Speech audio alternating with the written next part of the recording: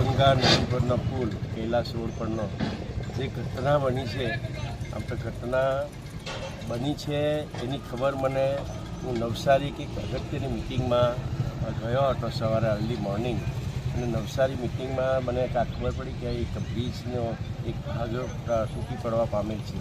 પણ ત્યાંથી જ મેં પ્લાન્ટ ઓફિસર, એડીએમ અને એના જે સ્ટેટના એન્જિનિયર છે એના હાથે મેં થોડી કોન્ફરન્સથી ચર્ચા કરી કે આ બ્રિજ તૂટી ગયો કે કેટલી જાનહાનિ થયું છે, કોઈને શું છે, બધી જ માહિતી ત્યાંથી મિટિંગમાંથી મેં મેળવી છે. એ મને એન્જિનિયરે અને પ્લાન્ટ ઓફિસરે મને જણાવ્યું કે કોઈ જાનહાનિ તો નથી થઈ, પણ 5 માણસો એન્જર્ડ થયા છે. એ 5 પૈકી 3 માણસોને કસ્તુરબા હોસ્પિટલમાં છે, બીજા સિવિલ હોસ્પિટલમાં છે. એની પણ હું હમણાં ખબર લેવા જાઉં છું. જે તરત ખબર પડી એટલે તરત મિટિંગમાં અમારા મુખ્ય અધ્યક્ષની રજા લઈને તરત અહીં સ્થળ પર આવ્યો છું.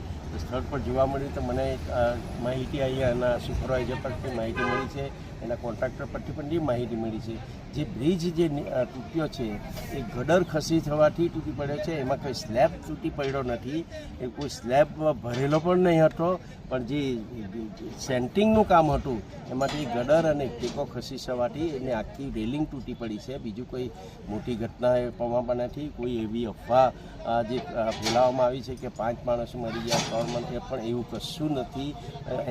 એન્જરી સામાન્ય એન્જરી થઈ છે અને હોસ્પિટલમાં છે. લગભગ આજે સાંજના બી રજા બી આપી દેશે, એટલે એવી કોઈ મોટી દુર્ઘટના બની નથી. પણ રેલિંગ તૂટી પડી છે એ વાત સાચી છે. હવે એના માટે જે કંઈ સરકાર લેવલે જે પગલાં લેવાના છે, સરકાર લેવલે સરકારને પૂરી માહિતી, આની ઇન્ફોર્મેશન માહિતી મેં પણ આપી છે અને અધિકારી લેવલે, કલેક્ટર લેવલે પણ માહિતી આપી છે. એટલે એની પૂરેપૂરી માહિતી મળશે.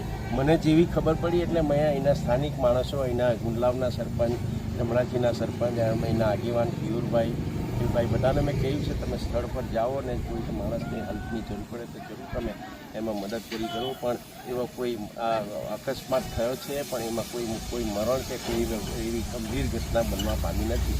એટલે આજે હું તરત જ નવસારી ત્યાં વિઝિટમાં આવ્યો છું અને વિઝિટમાં બધી જ મેં વસ્તુ જોઈ છે.